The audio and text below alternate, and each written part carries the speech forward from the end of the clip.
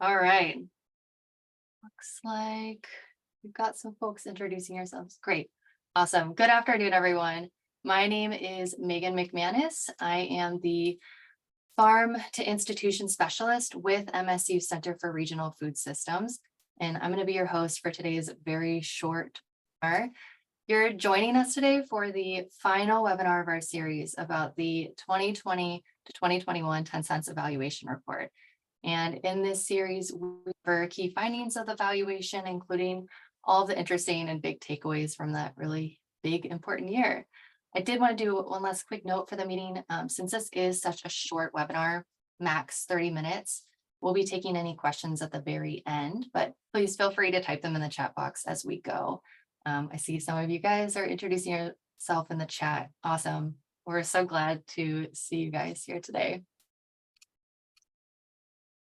All right, so for the agenda today, we're going to first start with a really quick introduction to the 10 cents program, like how it works, just in case you aren't familiar with it. And then I'm going to share some of the key findings related to the big picture of 10 cents and that 2020 to 2021 program year, like how it did towards reaching in schools. And then we're going to wrap up the day with an informal interview or Q&A with Wendy Crowley, the Farm to Program consultant with the Michigan Department of Education, and she runs the 10 cents program. So this program is formally known as 10 cents a meal for Michigan's kids and farms. I'll just be referencing it as 10 cents for the series.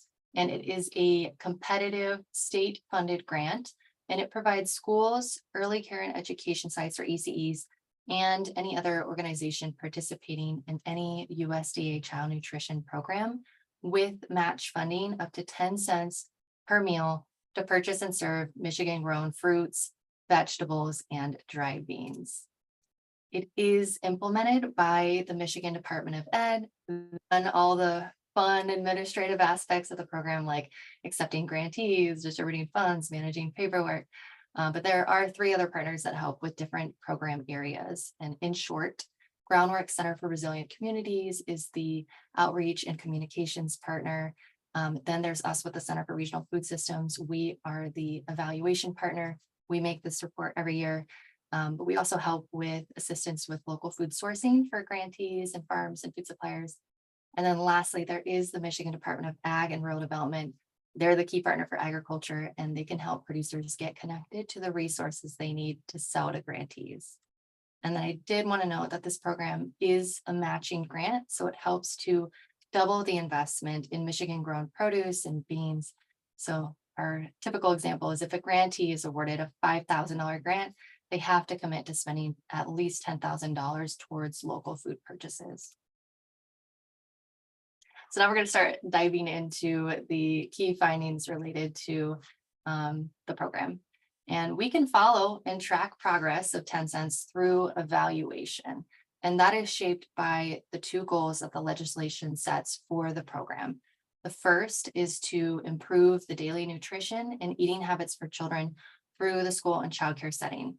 And then second, it helps to invest in Michigan agriculture and the related food business economy. There are different short-term and long-term goals within each of those. So for the children example, we can immediately expect to see more Michigan grown fruits, vegetables, and dry beans that are served in the food programs that they're eating. And then long-term, we hope that the children can be acclimated to these foods, they're choosing to eat them, and long-term become healthier. And then on the ag side, we can immediately see more local purchases by grantees with our Michigan farms and food suppliers. But we hope that long-term, this can drive the local food economy and help boost producer viability. Again, our program evaluation can allow us to follow and track and report on the progress of these goals. I will say it's limited to the data that we can get our hands on. It's unique every single year. But our evaluation findings can help us better understand the impact that 10 cents has on our children, farms, and food businesses. And before I get too far, I just wanted to remind us how this was one of the biggest years in the program. First, it was the program's first school year since the start of the pandemic in March 2020. As we all know, the program changed greatly from when it was just a pilot before the pandemic to 2020, when food service settings and operations completely changed, and we saw huge impacts to the supply chain. Second, early care and education sites, or ECs, were eligible to participate for the first time ever. And then lastly, this was the first year that the program went statewide. So the last pilot year before this one, there were only 57 grantees in just a few counties. And then this year, the program grew to 143 grantees across the state. Now I'm going to start sharing the findings related to the big picture of the program. I'm going to start with the outcomes reported. So we asked grantees at the end of the year, which outcomes has 10 cents program helped you achieve for your food service operation? And grantees were asked to select all that applied from a list of outcome statements. And what we found was that grantees selected an average of 3 positive outcomes of participating in the program. The most frequently selected outcome was the variety of produce served in school meals has increased. And then the second most common was we can plan local produce and driving purchasing with greater certainty. And then the third most common outcome was our food purchasing budget has increased.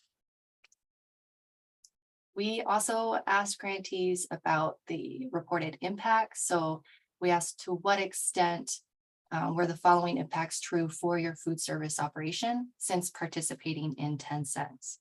And we did provide grantees with a list of statements and then asked them to choose their level of agreement, ranging from strongly agree to strongly disagree. And we found that most grantees did agree that their food service operation was positively impacted through participating in 10 cents. Some of the most common impacts reported were that they offered more local fruits and vegetables. There was increased fruit and vegetable consumption among students and children. And we did have grantees report that they identified new Michigan grown fruits, vegetables, and drivings that were accepted and eaten by the children they serve. We also asked grantees about the influence 10 cents had on their farm and supplier relationships. The first question we asked was, has participation in 10 cents allowed you to make connections with new farmers or local food suppliers? That was a yes or no question with the option for grantees to share more. And we found that nearly half of grantees reported that participation in the program did allow them to make connections with new farmers or suppliers. And then we also asked grantees, has participation in 10 cents allowed you to improve existing relationships with farmers or local food suppliers? And we found that the majority, or 63%, did report that participation in 10 cents improved their existing relationships with farmers or local food suppliers. And I really like this quote at the bottom. It said, if this is from a grantee, and they said, we got to get to know a local farmer and build a positive relationship by using their product to feed the students better items and better quality. We also got to help the farmer by promoting their products to the community. Now, we also had the option for grantees to share their own written feedback in response to the questions I just shared. And then we as the evaluators read these responses and then categorized them into themes. And what we found from the grantees that described positive influences of participating in the program on farms and food suppliers was that there was this increased demand for local products. They also talked about improved relationships. So that could have been business relationships or even relationships with the community. They talked about improved logistics with their suppliers or farmers. An example of that would have been improved delivery methods or options that they were able to work out with each other. And then there was also improved communication. And we also asked grantees how their staff responded to the purchase and service of local foods through 10 cents. This was open response, so grantees could write and share their own comments. And we found that the majority of grantees, for 86%, did describe an overall positive response by their staff to the purchase and service of local foods. We did see a small number of grantees that indicated an indifferent or neutral response. And then there were a small number, just 6%, that talked about a negative response. And almost all of those grantees provided the same reason, and that was the extra time that was needed to prepare local foods. Next, we asked in every survey, this is not just at the end of the year, we asked grantees to describe any additional feedback about participating in 10 cents that they wanted to share. That could include concerns, negative feedback, ideas for program improvement. And what we found was almost a third of all grantees provided some kind of positive feedback about participating in the 10 cents program during the year. Some of the benefits that they talked about were extra funding. They talked about the ability to try new foods that they would not have otherwise tried. They also talked about the better quality of local fruits, vegetables, and dry beans that they served to children. We did have other feedback, like this one, almost a third of the time, grantees talked about program improvements with administration of 10 cents. The most common example with this one was grantees talking about the need to simplify invoice submission and the time that it could take to submit the paperwork. We also had some grantees that talked about the operational challenges related to purchasing and serving local foods. So the most common example of that was that grantees were constantly sharing their desire for more farmers and food suppliers to purchase from and connect with and start purchasing their products from. And then there were grantees, a small percentage, that talked about the negative influence of the pandemic and the challenges that it imposed on their participation in the program. So related to that, in every survey, we ask grantees, what else do you need to support your efforts to purchase and serve Michigan foods this year? And the most common theme by grantees was related to the negative impact of the pandemic. And again, it was the negative impact on their capacity within the food service program, like limited staff capacity. And then there was also talk about supply chain issues and being able to order the foods that they needed. Some of the other needs that grantees requested was an increased availability of local foods. We saw them request for more suppliers and farmers to purchase their products from. We saw requests for not only just lists of vendors, but grantees also wanted lists of products to be able to find local food. And then they also wanted more local food options from their current vendors, like their distributors. And then similar to that last question, we asked grantees at the end of the year, what else do you need to support your efforts to purchase and serve local foods in the future? And the most common theme for this one was the increased supply of local food products. And that was all related to the responses that I just talked about in the last slide, with requests for more farmers, more suppliers, and just more food availability.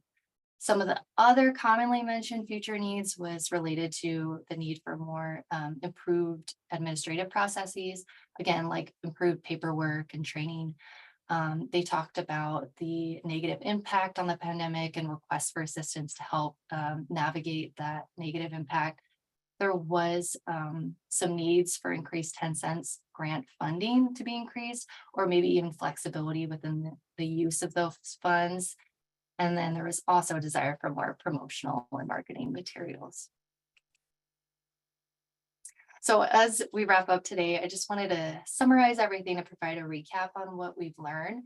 Our findings did show that 10 cents is reaching its goals despite all of those pandemic related interruptions to food service operations, including the supply chain issues. We saw grantees new Michigan grown foods, and throughout the year, we heard a really strong desire from grantees for even more foods to serve and purchase. We also saw that grantees source their products from a really wide variety of suppliers, including over 100 farms and food businesses across the state. So as the program continues to expand with more grantees, it brings a huge opportunity and possibly motivation for grantees to purchase and serve more Michigan grown fruits, vegetables, and dry beans to children. That's going to really boost the potential for 10 cents to achieve those program goals that I talked about in the beginning, like the long-term goals of healthier Michigan children and boosting the local food economy. So we have a lot to look forward to in the future years.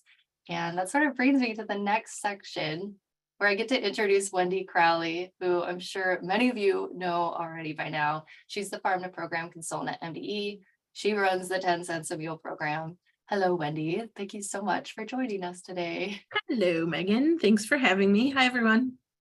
I'm thrilled we can pick your brain about this program, especially since this was such a unique and big year for 10 cents. Not only was it the first year to expand program eligibility to include early care and education centers, but it also went statewide.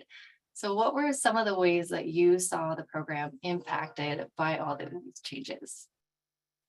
So it was really exciting for especially early childcare and other child nutrition sponsors, such as summer food service sponsors, and so community service agencies, food banks, those kind of people, to have access to a program, because typically, all of the focus and all the funding and all the dollars go to schools, which, is great, but it's nice to be able to start some of this exposure to local produce at much younger ages. It's really great for people, non-schools, to be able to be involved in some of the great work and farmer visits and taste testing and some of the other supportive activities that can go along with the program. We got a lot of really great feedback.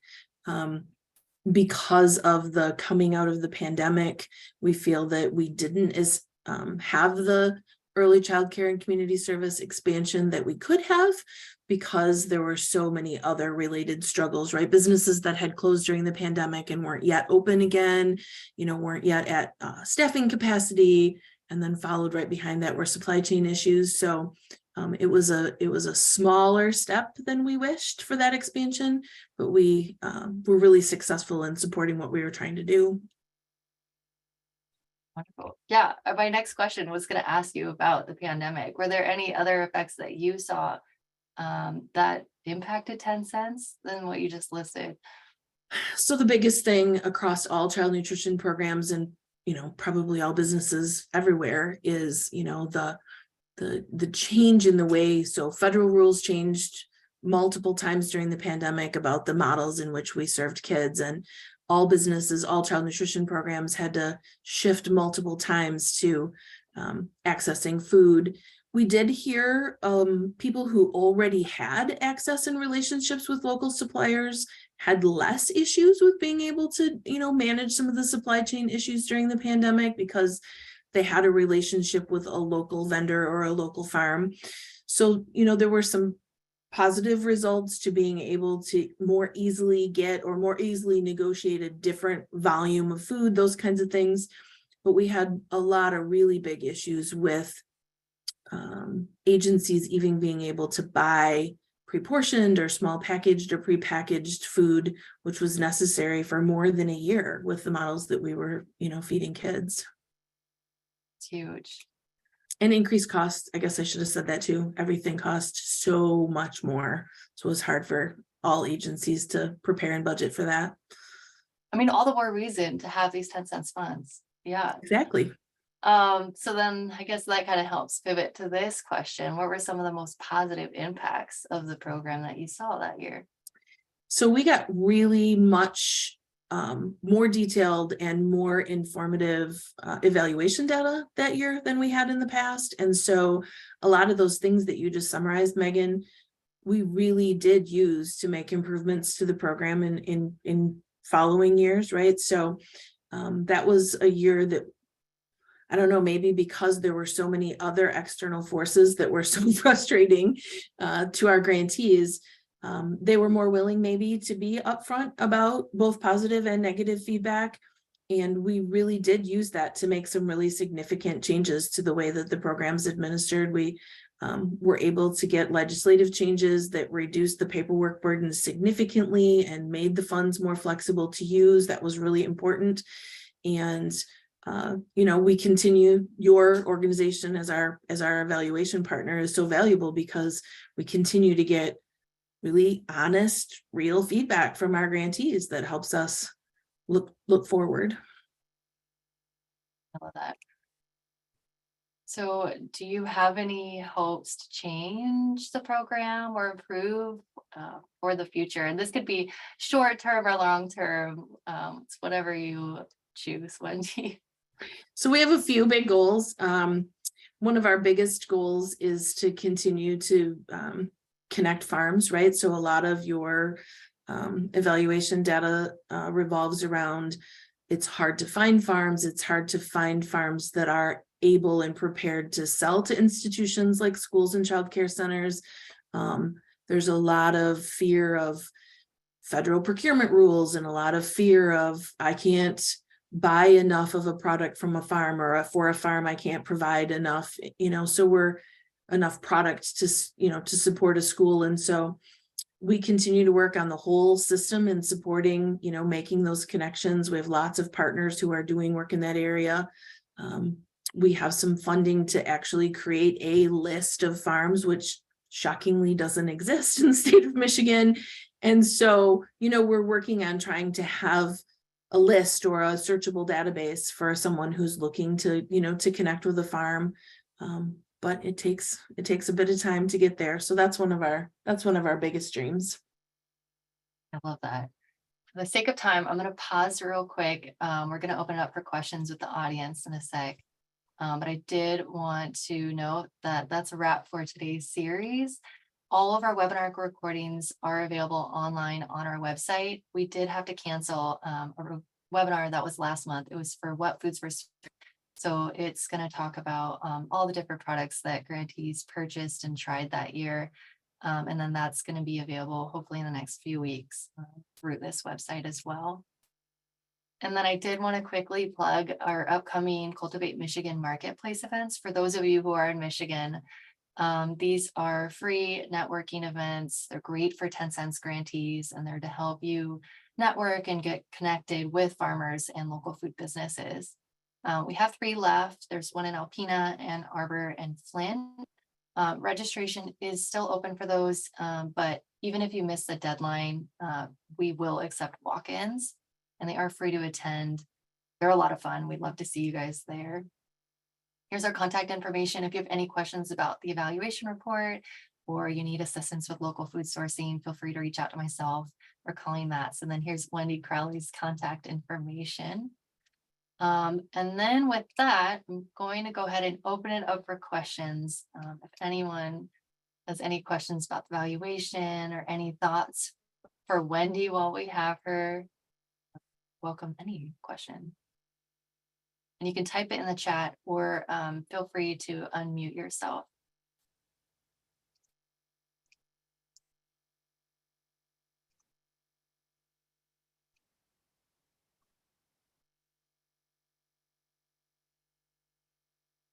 Wendy, did you have any final thoughts that you wanted to say about the program, or even looking forward to the 2022 to 23 year? Sure.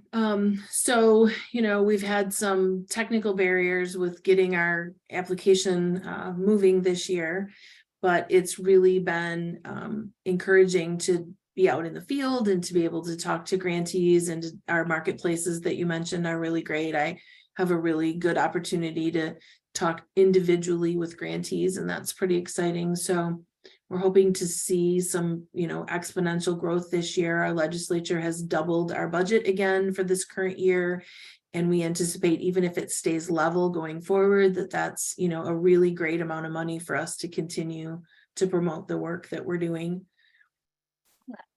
We did just have a question in the chat. Anne asked, have there been any state regulatory barriers to the program? I'm not sure that I understand the question. Can Anne unmute herself?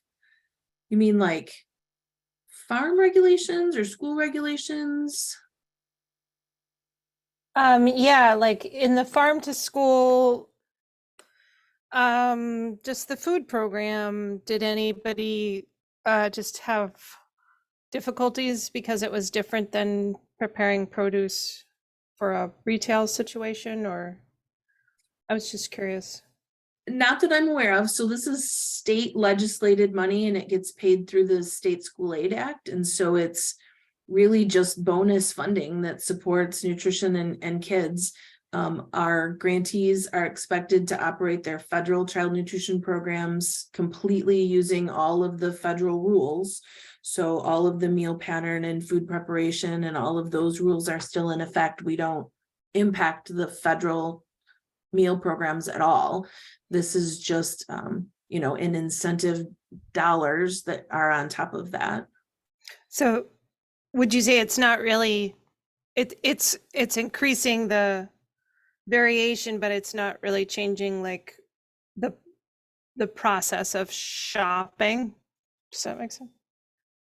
It's just, It's not changing the process of shopping enough okay. because it's hard for child nutrition programs to build relationships and make multiple procurement arrangements with farms. We do have several food hubs and aggregators in Michigan that do a really great job of distributing almost statewide Michigan grown produce. Our grantees also use broadline distributors to purchase some limited amounts of Michigan grown produce, so it's seasonal.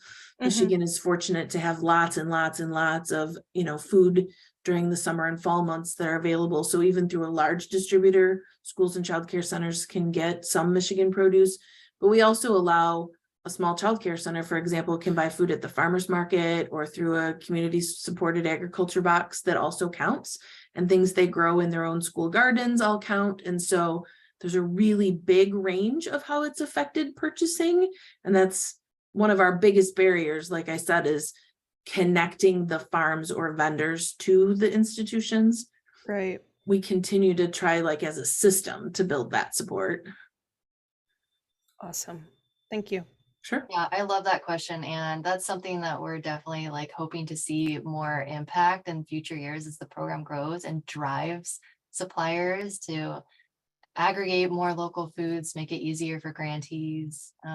Yeah, it's been interesting to see how the program evolves and the impact it has on farms and food suppliers. Yeah. One of our coolest things, I know we're out of time, Megan, but I wanted to mention that we are working on a pilot with family daycare home providers. We have a sponsor of family daycare homes in Michigan that's working on a pilot where their best practice is a CSA box or community supported agriculture box, just to bring small amounts of local produce into some of those smaller childcare centers. And they have 50 homes in their pilot this year. It's really exciting to see the stories that we're getting back on that use. So we're hoping to expand that too. I love that story. Yes, we are out of time. Thank you guys so much for watching this webinar today. Thank you, Wendy, for your time. My pleasure. All of this will be recorded on our website. Yeah, so thanks all. Hope you take care. Have a great day.